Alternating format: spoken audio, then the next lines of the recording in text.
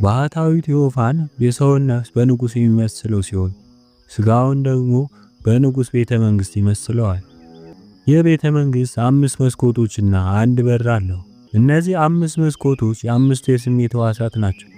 በሩ ደግሞ አእምሮ ነው። ጠላት በመስኮትና በበር ካልሆነ በየትም ሊገባ አይችልም።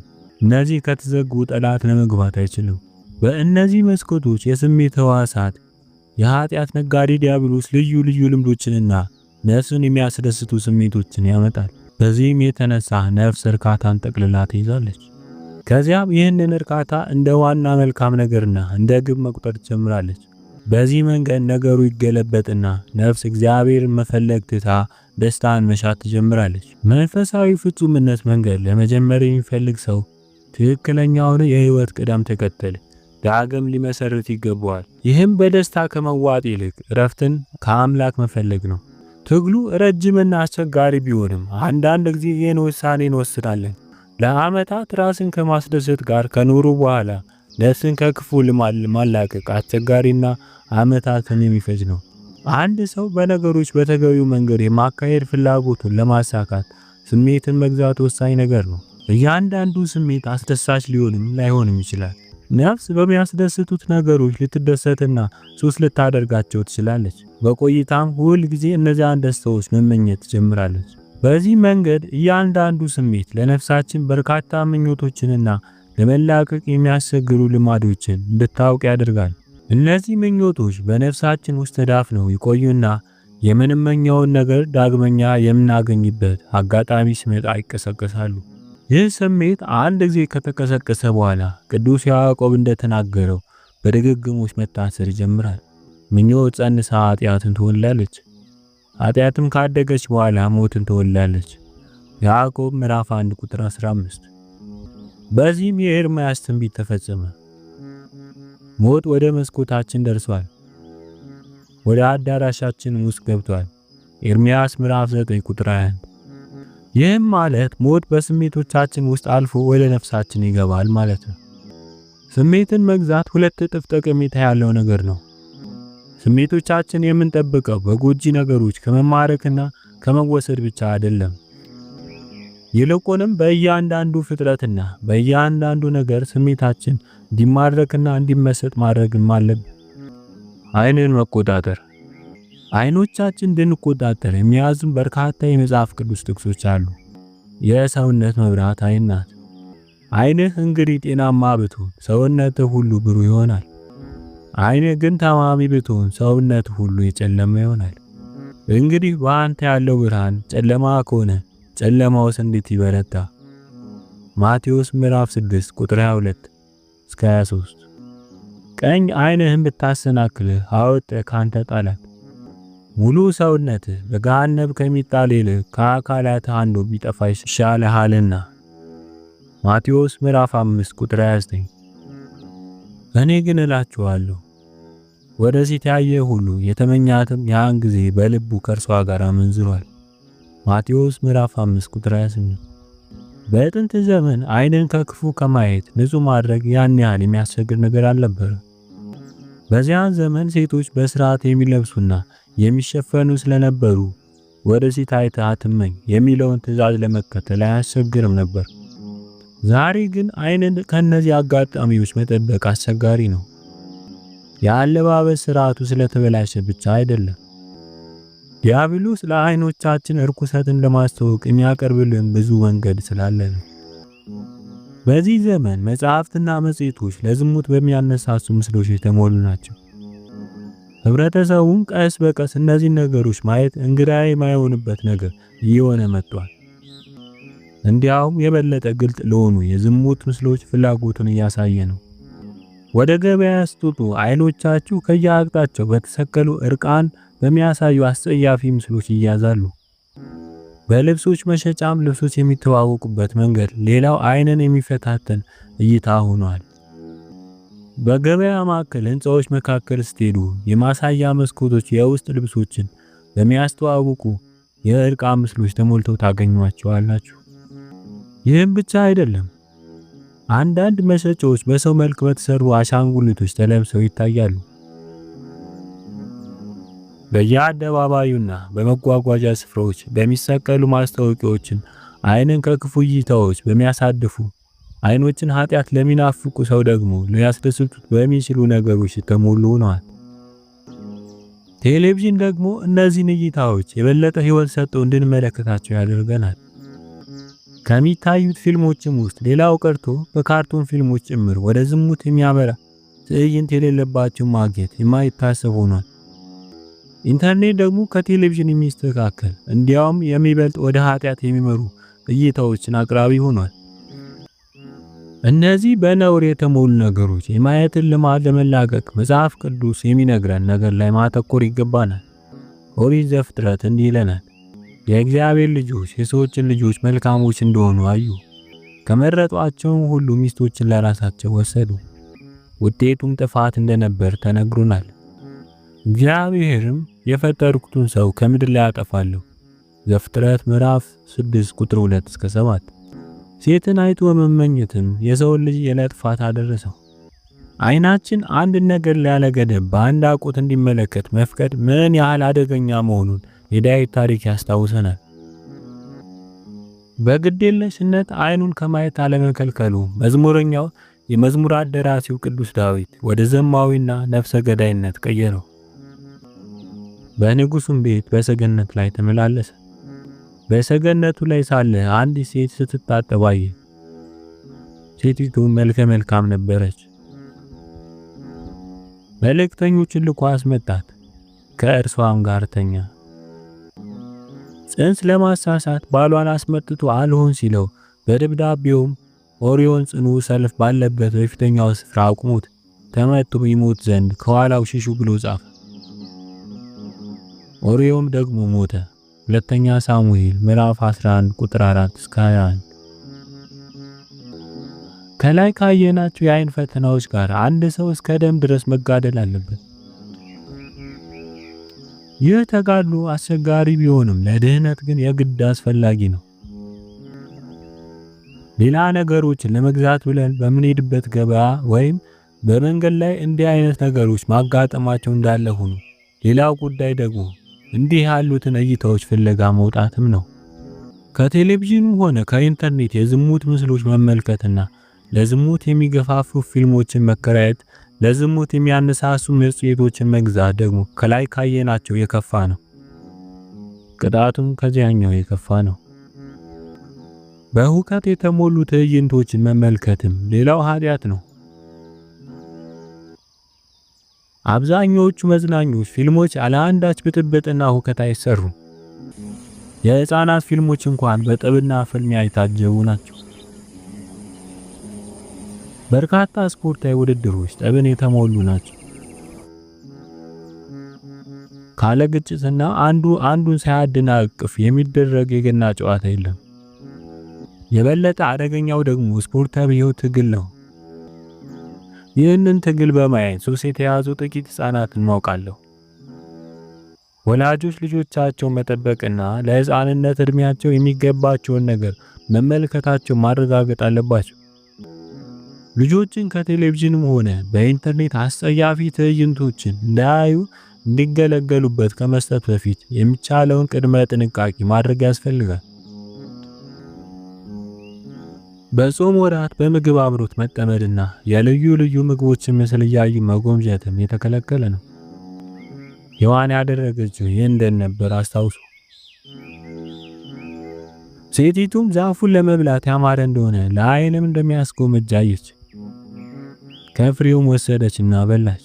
ዘፍጥረት ምዕራፍ 3 ቁጥር 6። ቀሪው እንደምታውቁት ነው። በዚህ ዘመንም አትብሉ በተባለበት በጾም ወቅት አፍን በምራቅ የሚሞሉ የሚያስቀምጡ ምግቦችን በየስፍራው እናያለን። መኪናን፣ ቤትን፣ ዕቃዎችን፣ ልብስን ወዘተ እየተመለከቱ በምኞት መቃጠልም ሌላው በዓይናችን የምንፈጽመው ኃጢአት ነው።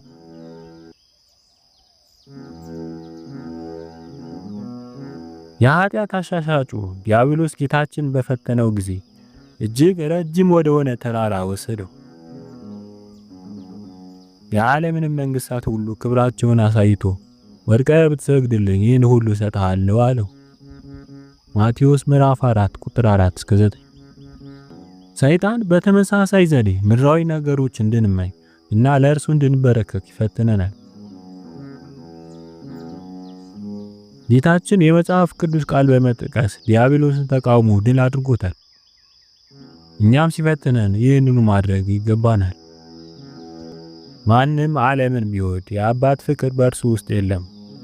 እንግዲህ የዓለም ወዳጅ ሊሆን የሚፈቅድ ሁሉ የእግዚአብሔር ጠላት ሆኗል። አንደኛ ዮሐንስ ምዕራፍ 2 ቁጥር 10። ባለምቀኛ አይን ወይም ባለቀናተኛ አይን መሆን ሌላው የአይናችን ፈተና ነው።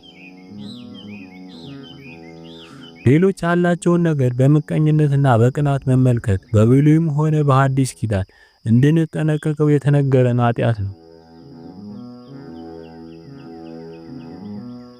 መጽሐፈ ኢዮብ ሰነፍን ቅናት ያጠፋዋል። ኢዮብ ምዕራፍ 5 ቁጥር 2 ላይ ይላል። ለወይኑ አትክልት ስፍራ ሰራተኞችን ሊቀጥር ማልዶ የመጣው የባለቤቱ ሰው ምሳሌም ቀናተኛ ሰው በእግዚአብሔር ዘንድ ምን ያህል የተጠላ እንደሆነ የሚያሳይ ምሳሌ ነው።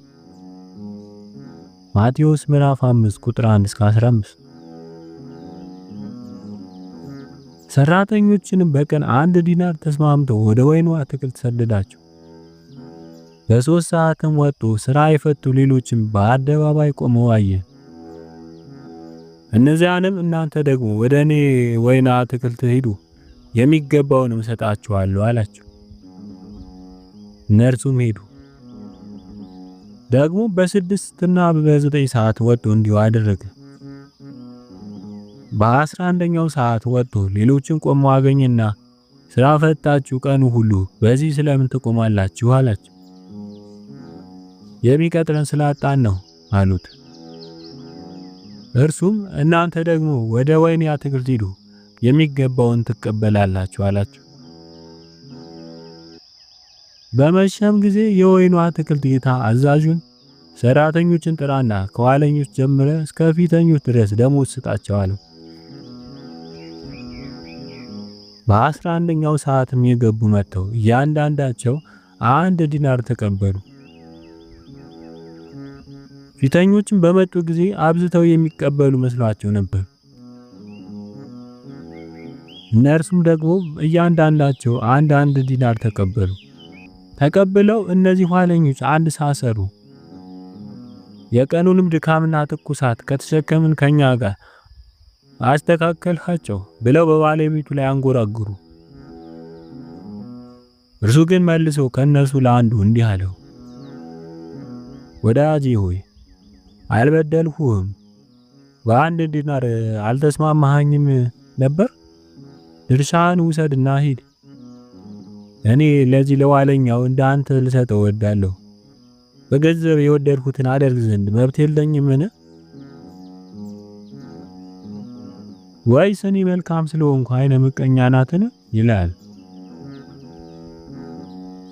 ብዙ ሰዎች ከእግዚአብሔር እጅግ የራቁ ሰዎችን እንዴት በህይወታቸው መልካም ነገሮችን ያገኛሉ ብለው ይጠይቃሉ።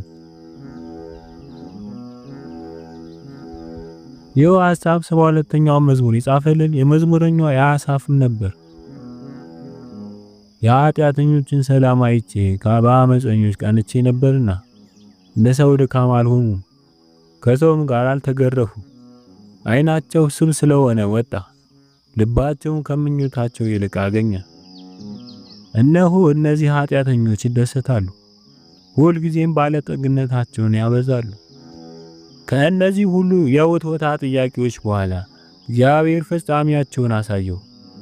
እንዲህ ሲልም ነገረን፣ ወደ እግዚአብሔር መቅደስ እስክገባ ድረስ ፍጻሜያቸውን እስካስተውል ድረስ በድጥ ስፍራ አስቀመጥካቸው፣ ወደ ጥፋትም ጣልካቸው። እንዴት ለጥፋት ሆኑ! በድንገት አለቁ፣ ስለ ኃጢአታቸውም ጠፉ። በእግዚአብሔር ዘንድ ኢፍትሃዊነት የለም። ለዘላለማዊ ሕይወት የሚያስፈልጋቸውን ምግባር አለመስራት ለሚመርጡ ሰዎች በዚህ ሕይወት የድርሻቸውን ይሰጣቸዋል። መጽሐፍ እንደሚል አቤቱ ከሰዎች እድል ፈንታቸውን በሕይወታቸው ከሆነች ከዚህ ዓለም ሰዎች በእጅህ አድነኝ። ከሰወርኩ መዝገብ ሆዳችሁን አጠገቡ። ልጆቻቸውም ብዙ ናቸው፣ የተረፋቸውንም ለሕፃናቶቻቸው ያተርፋሉ። እኔ ግን በጽድቅ ፊትህን አያለሁ፣ ክብርህን ሳይ እጠግባለሁ። መዝሙር ምዕራፍ 14 ቁጥር 14። የባለጸጋው ሰውና የአልዓዛር ታሪክም ሌላ ምሳሌ ነው። ባለጸጋው ሰው አብርሃምን አብርሃም አባቴ ሆይ ማረኝ፣ በዚህ ነበልባል እሰቃያለሁና የጣቱን ጫፍ በውሃ ነክሮ ምላሴ እንዲያበርድልኝ አልዓዛርን ስለድልኝ ሲለው፣ አብርሃም ልጄ ሆይ አንተ በሕይወት ሳለ መልካም እንደተቀበልክ አስብ፣ አልዓዛርም እንዲሁ ክፉ። አሁን ግን እርሱ በዚህ ይጽናናል፣ አንተም ትሰቃያለህ ሲል መልሶለታል። ሉቃስ ምዕራፍ 16 ቁጥር 24።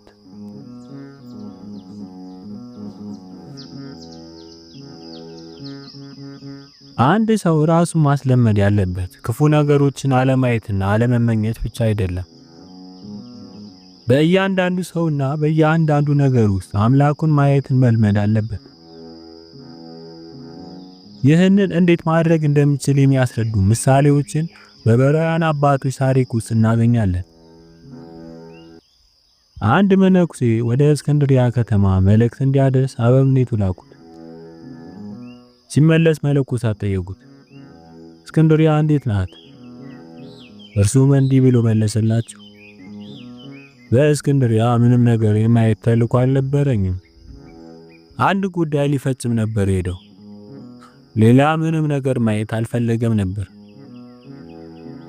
በሌላ አጋጣሚ እርቃንን ተመልክቶ እንኳን የእግዚአብሔር ፍጥረት ከማድነቅ በላይ ምንም ስሜት ያልተሰማው አባትም ነበር። እኛም በመንፈሳዊ መነጽር ነገሮችን መመልከትን ሕይወት ባላቸውም በሌላቸውም ነገሮች ውስጥ አምላክን መመልከት ልንለምድ ይገባል። በጾታ ከእናንተ ተቃራኒ የሆኑ መልከ መልካሞች ባያችሁ ጊዜ የፍቶት ምክንያት ከምታደርጓቸው ይልቅ እነርሱን የፈጠረ እግዚአብሔርን አስቡ። ጌታችን ዓይንህ ብሩህ ሲሆን ሰውነትን ሁሉ ብሩህ ይሆናል ያለውም ይህንን ነው። በተመሳሳይም ያማረ ቤትን ባየ ጊዜ በሰማያዊት ኢየሩሳሌም ያለውን እውነተኛውን ቤትን አስታውስ። ይህ ቤት እንዲህ ያማረ ከሆነ በእጅ ያልተሰራው እግዚአብሔር ለኔ ያዘጋጀልኝ ቤት ምን ያህል ያማረ ይሆን ብለህ ከራስህ ጋር ተነጋገር። ኢየሩሳሌም የደስታ ቤቴ ሆይ ወደ አንቺ የሚመጣው መቼ ነው? ዋይታዬ የሚያበቃው ደስታዬስ የማየው መቼ ነው? የሚለውን ዝማሬ በልብ ደጋግሞ ዘመናዊ መኪና ማይተህ በተደነቅ ጊዜ ኤልያስን ይዘው ወደ ሰማይ ያደረጉት ሰረገሎች ምንኛ ይልቅ ያማሩ እንደሆነ አስብ።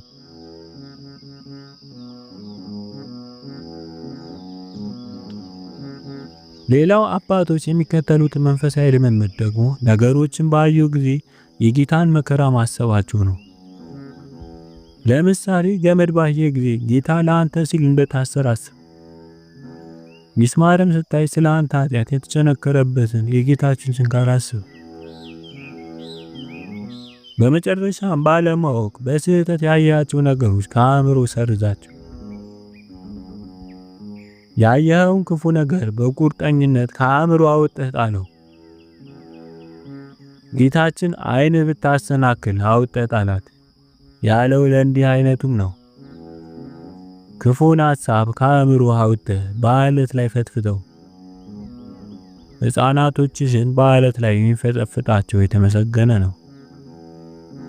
ስብሐት ለእግዚአብሔር ወለወላዲቱ ድንግል ወለመስቀሉ ክቡር። ይቆየ